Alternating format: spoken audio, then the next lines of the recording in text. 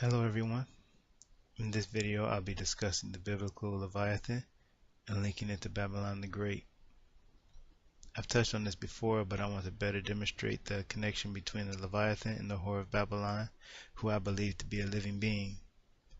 I'll also take some time to explore the historical facts surrounding the Babylonian creation epic and Pergamon and the seat of Satan, which I believe support my assertion that the Leviathan is indeed Babylon the Great.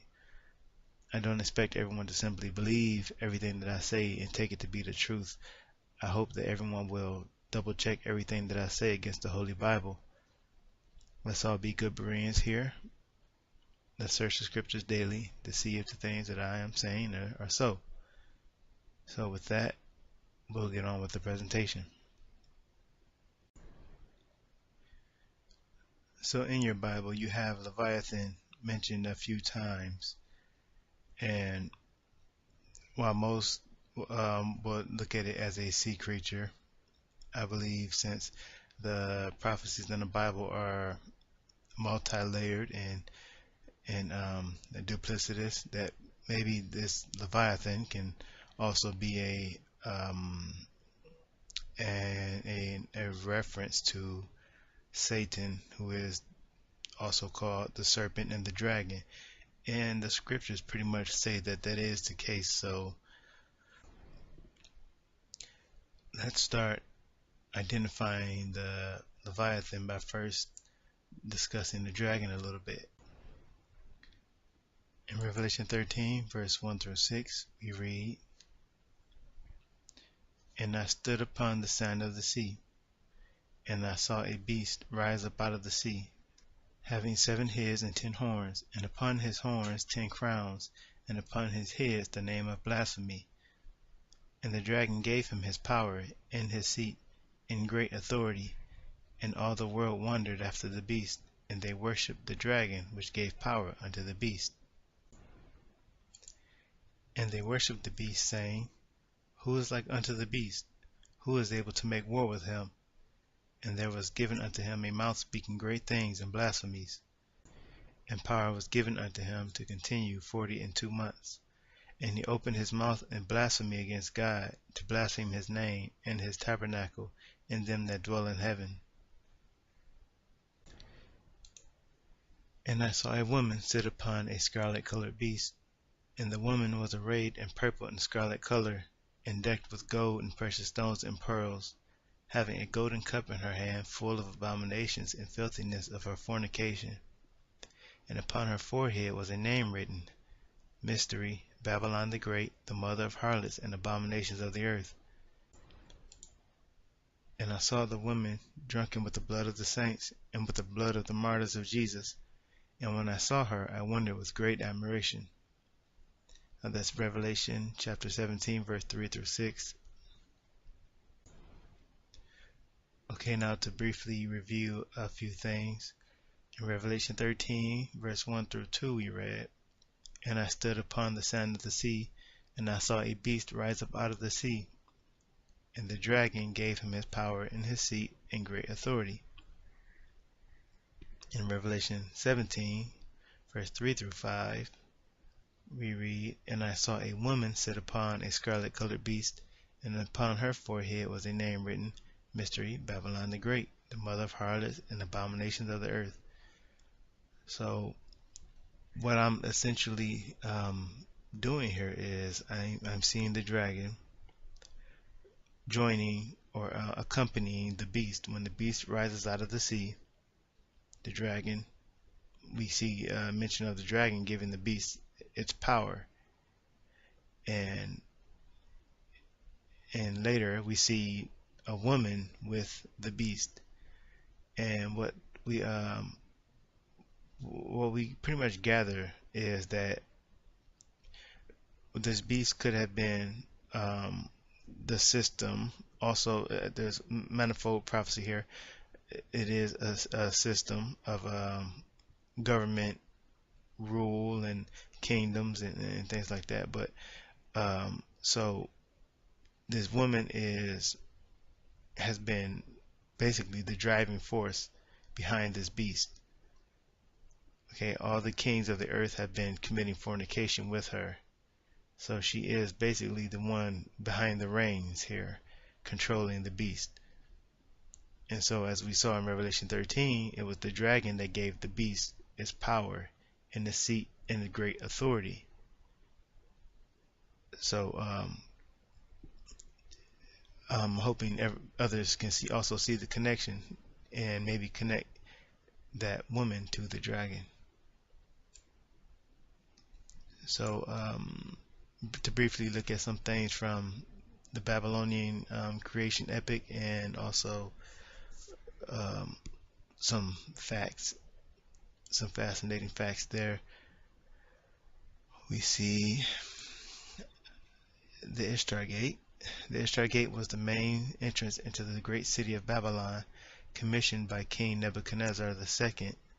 That was from 605 BC to 562 BC, as part of his plan to create one of the most splendid and powerful cities of the ancient world.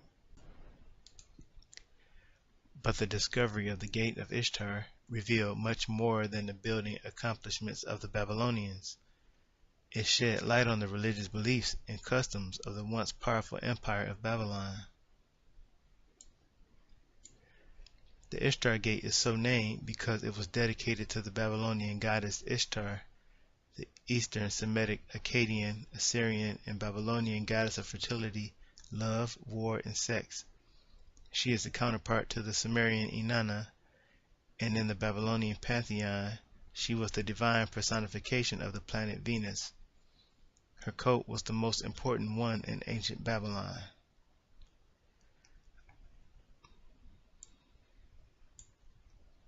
It is believed to have included temple prostitution, although this is debatable. According to the most noted Assyriologist Samuel Noah Kramer, kings in the ancient Near Eastern region of Sumer established their legitimacy by taking part in the ritual sexual act in the temple of the fertility goddess Ishtar every year on the 10th day of the New Year festival, Akitu.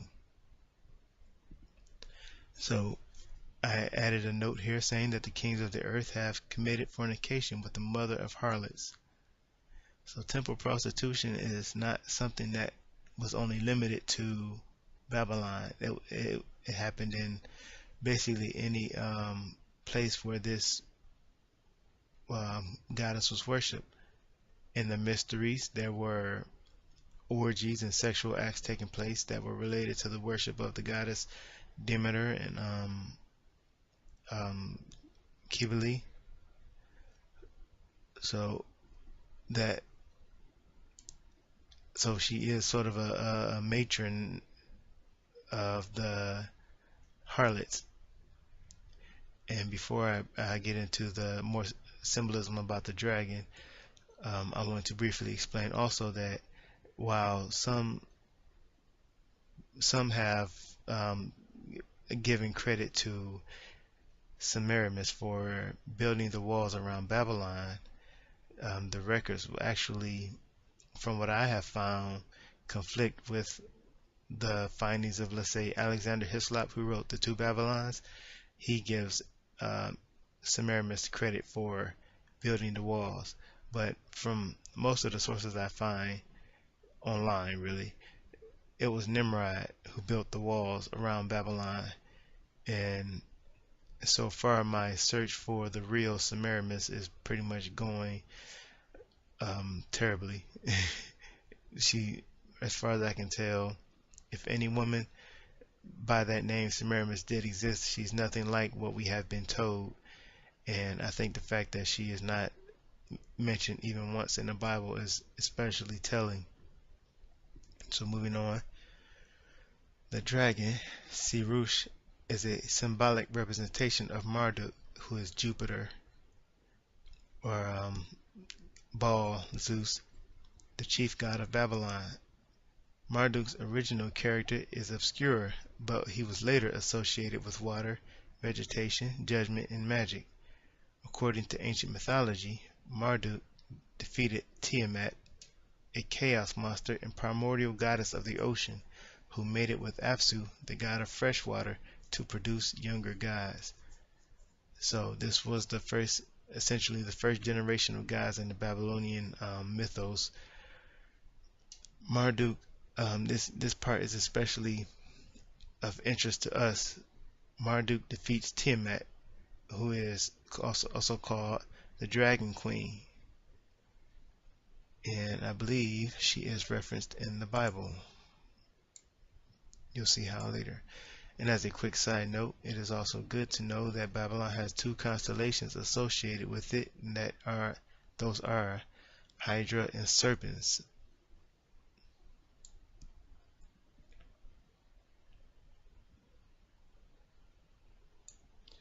So, it's my belief that the Dragon Queen Tiamat is the Leviathan referenced in the Holy Bible, and I hope to show you good reason for my opinion. Isaiah 27 verse 1. I would appreciate if everyone who had a Bible would open it and make sure that I'm really quoting this correctly from the Bible. In that day the Lord with his sword and great and strong sword shall punish Leviathan, the piercing serpent, even Leviathan that crooked serpent, and he shall slay the dragon that is in the sea.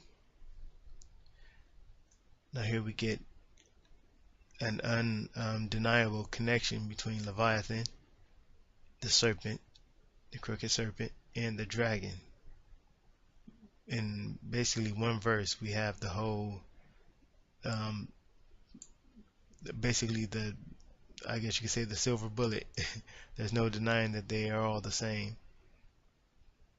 So Leviathan, taken from blueletterbible.com, it's a wreath animal, a serpent, especially the crocodile or some other large sea monster. But see, there is mostly a consensus that there's no way it could be a crocodile, especially as it's mentioned that it breathes fire. So, figuratively, the constellation of the dragon, Hydra, as we just saw on the last page, also a symbol of Babylon. So the dragon is also a symbol of Babylon. Leviathan, morning, sea monster, dragon. Knowing that the Leviathan is also the serpent and the dragon, when we see a name given to one of these entities in the Holy Bible, we can presume that the name applies to them all. We've also seen scripture verses in our Bible that mirror or feel similar to parts of the Babylonian creation story. It's not to say that the Bible is a plagiarism of the Babylonian stories, but that there might be a single grain of truth somewhere in the Babylonian epics.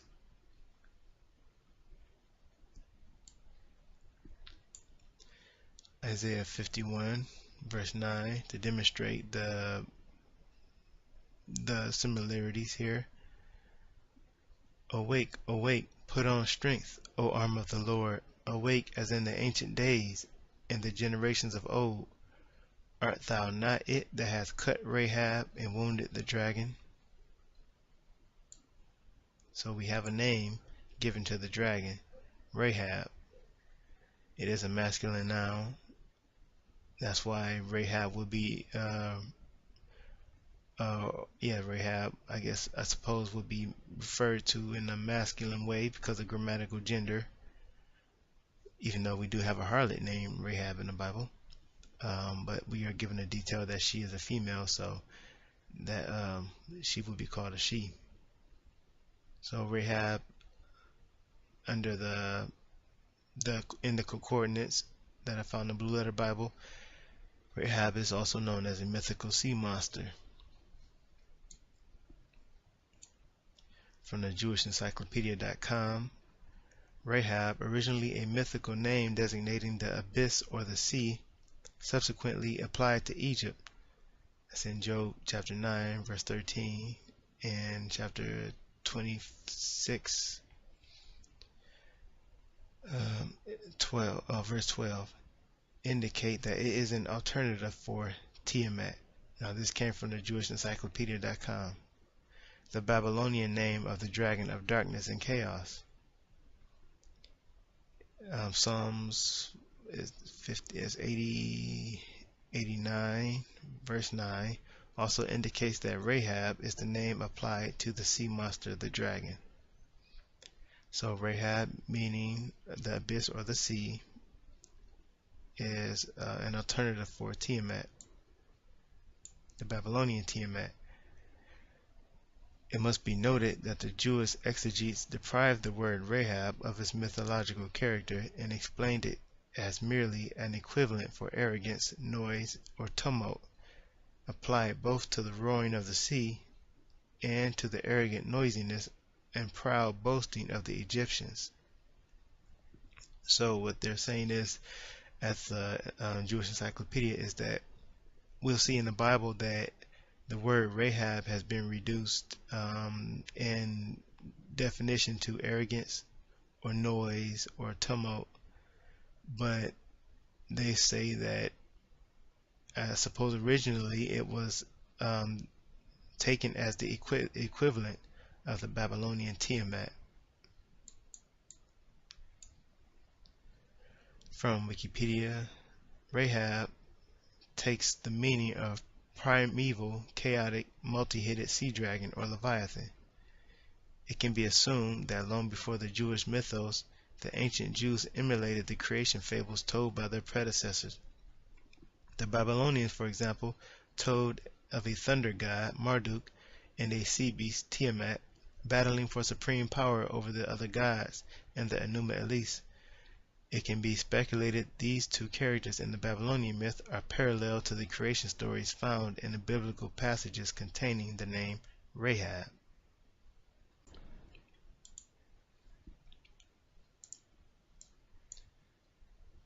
Psalms 89 verse 10. Thou hast broken Rahab in pieces, as one that is slain. Thou hast scattered thy enemies with thy strong arm. Job 9 verse 12 through 13. Behold, he taketh away, who can hinder him? Who will say unto him, What doest thou? If God will not withdraw his anger, the proud, which is Rahab, helpers do stoop under him. So another way that that could be translated is, the helpers of Rahab do stoop under him, because the word proud in the Hebrew is Rahab or Rakab.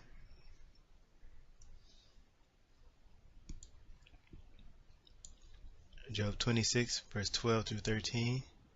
He divideth the sea with his power, and by his understanding he smiteth through the proud. By his spirit he hath garnished the heavens, his hand hath formed the crooked serpent. So I noted that this mirrors the Enuma Elish or Babylonian epic in amazing ways. It almost reads like it's directly taken from the conflict between the storm god Marduk, who is Baal, and Tiamat.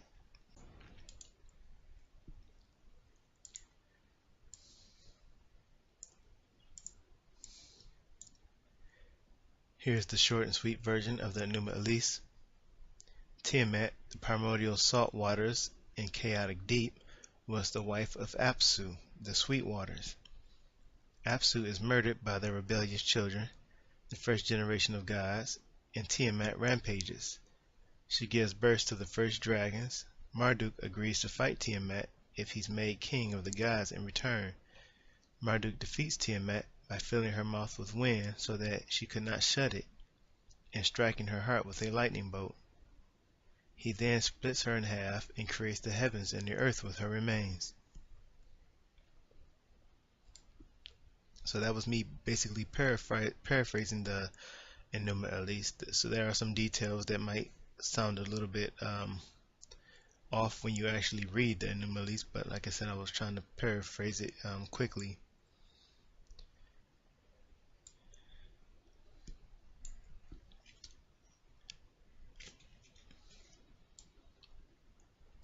The Enuma Elish does sound very similar to both the Genesis creation story and the Revelation 12 war in heaven, but true stories aren't always the first stories to be told.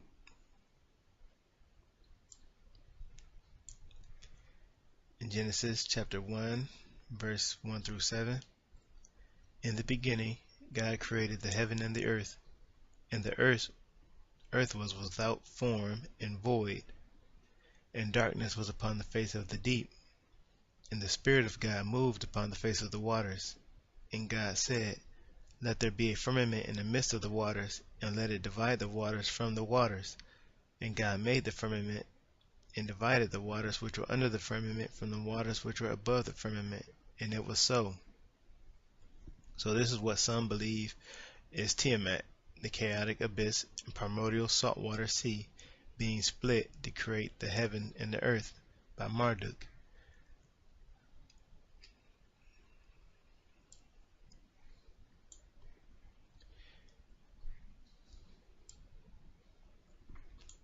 In Revelation chapter 12, verse 7 through 9, and there was war in heaven.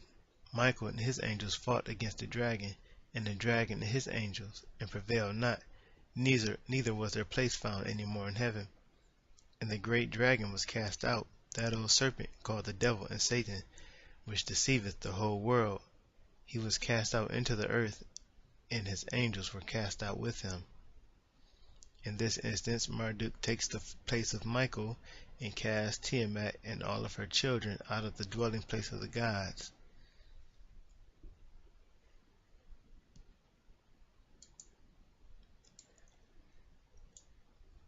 Of course, I don't believe that the Holy Bible has plagiarized the Babylonian Enuma Elish. I believe that the Enuma Elish is a lie built on a thin foundation of truth. I'm only touching on this topic again because the connection between Rahab and Tiamat and the Enuma Elish in the Bible exists. It's best that we understood exactly what's going on here so that the adversary doesn't get an advantage over us. And in no way am I saying that Marduk is the God of the Bible, but this relation or this similarity is there enough so that some people will be confused and actually believe that Marduk is the God of the Old Testament. There are people who believe that. I don't. So it's interesting to note that there is a story in the 1611 King James Version Bible. I'm not talking about the Geneva Bible. I'm talking about the 1611 King James Version Bible. And this story is called Bel and the Dragon. And I believe it's worth a look if you have that Bible. You can also read it online at kingjamesbible.com, I believe. So I took a little bit of information about it from Wikipedia, even though I know the story. I have the Bible, I've read it.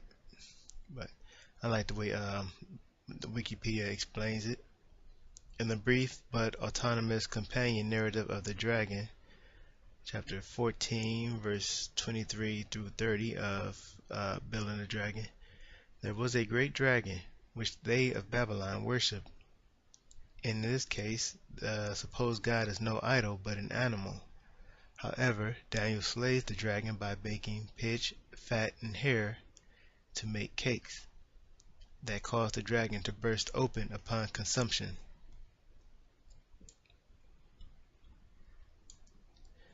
The parallel with the contest between Marduk and Tiamat, in which the winds controlled by Marduk burst Tiamat open, has been noted by many informed readers.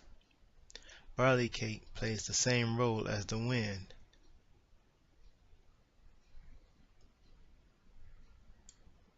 So I had a thought. I was wondering if this parallel was only just a coincidence, or if the dragon of the Bible was truly meant to represent Tiamat.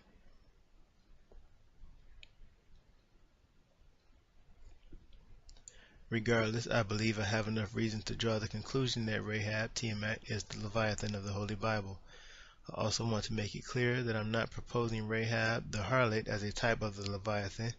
I do think that it's interesting that Rahab was also the name of a harlot.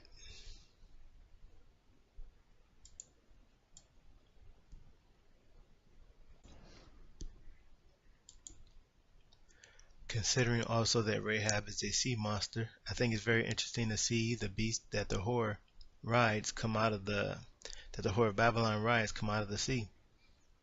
Furthermore, we are told that the whore sits on many waters. I understand that the waters represent people, but maybe there is another layer to the prophecy. Maybe the water can just be water also.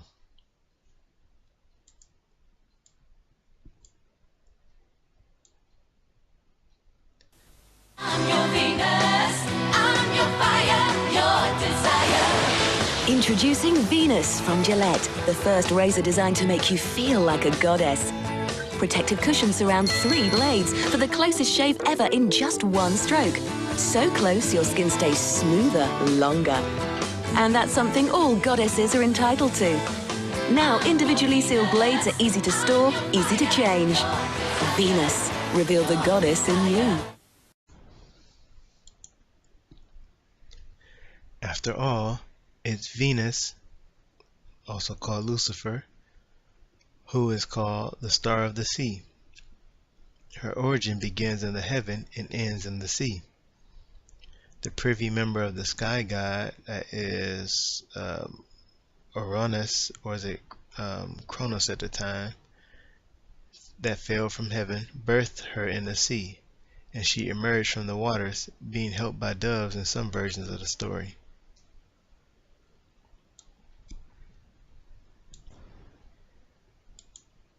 And we know that there have been many meteorites worshipped in association with the goddess in her various personas. See Acts chapter 19. Can anyone explain why she is worshipped with rocks that fall from heaven?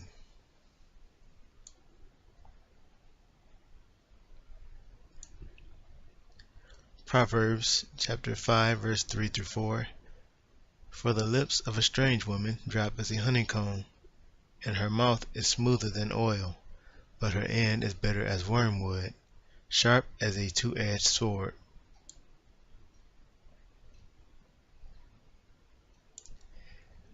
Revelation chapter 8 verse 10 through 11. And the third angel sounded, and there fell a great star from heaven, burning as it were a lamp. And it fell upon the third part of the rivers, and upon the fountains of waters, and the name of the star is called wormwood. And the third part of the waters became wormwood, and many men died of the waters, because they were made bitter. I highlighted oil in Proverbs and lamp in Revelation because an oil and a lamp are tied together. A lamp needs oil, and so I think it's amazing that we find a reference to the lamp and oil in the lamp and wormwood in both of those verses from Proverbs and Revelation, speaking of the strange woman. Revelation chapter 2 verse 12 through 13. And to the angel of the church in Pergamos write, These things saith he which hath a sharp sword with 2 edges. I know thy works, and where thou dwellest, even where Satan's seat is. And thou holdest fast my name, and hast not denied my faith, even in those days where Antipas was my faithful martyr, who was slain among you, where Satan dwelleth.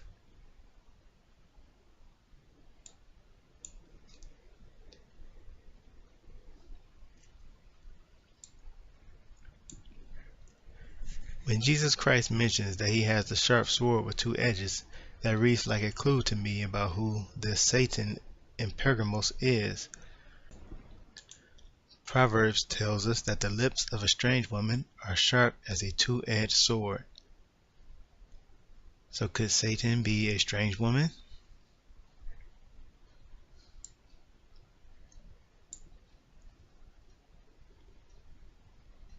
Here we have a model of Pergamum, also called Pergamos and Pergamon. And we see in this place we have the altar of Zeus and the sanctuary of Athena. Now the sanctuary of Athena was also a place where Zeus was also worshipped, but mainly it was dedicated to Athena, and it is, I believe, if I'm not mistaken, the main focal point of the whole setup here. This was the main. It was placed. I believe it was called the Sacred Square of Pergamum. So speaking of Satan's seat, we see the goddess Cybele, who is usually depicted seated. At the time the letter to the church of Pergamos was written, Pergamon was under Roman rule. Romans knew Cybele as Magna Mater, Great Mother, or as Magna Mater Diorum Idea, a great Idaean mother of the gods, equivalent to the Greek title Mater Theon Idea, mother of the gods, from Mount Ida. Cybele is usually depicted either seated on a throne flanked by two lions or on a carriage drawn by lions. She wears a crown resembling a fortified city to signify her role as protectress of cities or kingdoms. And that is also essentially a dead giveaway to her being the god of forces that was mentioned in Daniel 11, I believe verse 37 through 39. The god of forces, the god of strongholds. Some people try to change it into, they make force sort of ambiguous as some sort of mystical force, but really it's clear in the Hebrew that it's talking about a stronghold city, and that is what Cybele's role is as the protectors of cities. So Cybele was originally worshipped in the mountains of Phrygia, where she was known as the Mountain Mother. She was Phrygia's only known goddess and was probably its state deity and highest deity in the Phrygian pantheon. Eventually, the Phrygian kingdom was succeeded by the Pergamon kingdom ruled over by King Attalus I. So that's a little known fact that you may not find out much from people, was that in Turkey, which is, and especially in the Anatolian region, Cybele was essentially the largest or the most popular deity over King Attalus I. For King Attalus I's 44-year rule, he had to fight many wars and relied on the help of his Roman allies. It is told that Attalus gained the support of the Romans by providing for them a sacred stone from Pessinus in Phrygia, which was famous for being the main cult center of Cybele, which was believed to represent Cybele, the great mother goddess. So the sacred stone from Pessinus, Pessinus was the capital, I believe, of that Phrygian region. The stone was believed to represent Cybele, and it was given to the Romans in exchange for their aid in the wars. So we see the aniconic black stone once venerated at the temple of Aphrodite, who is Venus, at Paphos, Cyprus, and that was, I believe, on the northeastern edge of this of Turkey. So this is not Cybele's meteorite, but it is an example of the stones that are worshipped as representations of the goddess. And once again, I point you to Acts chapter 19, where you'll see mention of the stone worshipped with the goddess Diana.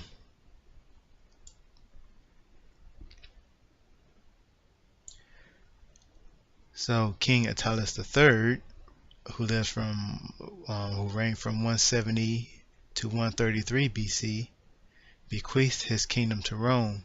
After his death, Asia Minor became Roman soil and incorporated as Asia Province into the Roman realm.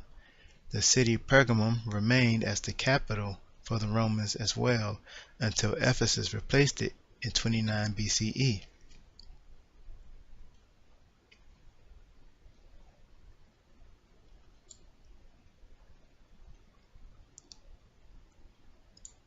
So we're just about done with this.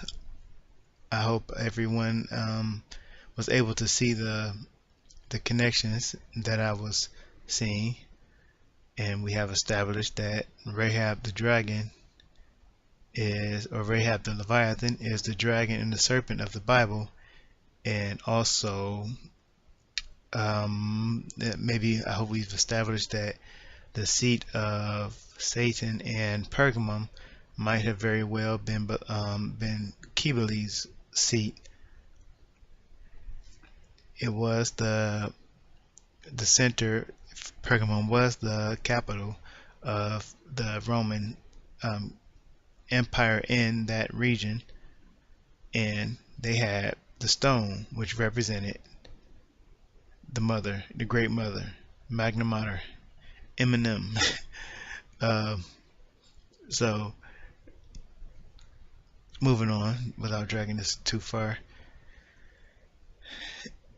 Revelation chapter 12 verse 9, and the great dragon was cast out, that old serpent called the devil and Satan, which deceiveth the whole world, and he was cast out to the earth, and his angels were cast out with him. Revelation chapter 18 verse 20 through 23. Rejoice over her, thou heaven, and ye holy apostles and prophets, for God hath avenged you on her.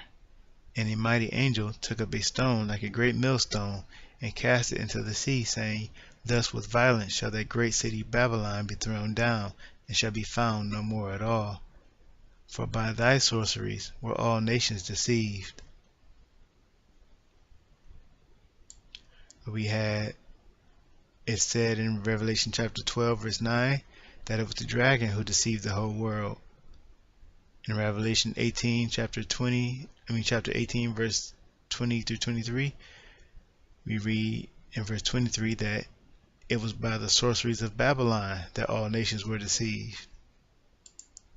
And like I've been saying, it's my assertion that the dragon is Babylon. Babylon is the dragon.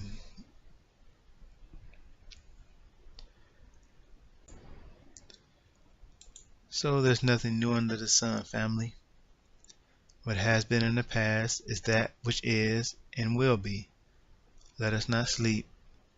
Rahab the Leviathan, Babylon the Great, and the mother of harlots and abominations of the earth, no matter what name she goes by, Satan will be recognized and defeated. Even if she disguises herself as Isis or Mary, recognize that it's just Jezebel behind it all. For thou hast trusted in thy wickedness. Thou hast said, None seeth me. Thy wisdom and thy knowledge it hath perverted thee, and thou hast said in thine heart, I am, and none else besides me. Isaiah chapter 47 verse 10. Thy nakedness shall be uncovered, yea, thy shame shall be seen. I will take vengeance, and I will not meet thee as a man. Isaiah 47 verse 3. So thank you all for watching. I appreciate your support, and like the scripture says, let God be true and every man a liar. So search the scriptures diligently to make sure that I'm not telling you any flubbery. So thank you again for watching, and may our Lord Jesus Christ, Yeshua HaMashiach, bless you and grace you with wisdom and understanding. Thanks again.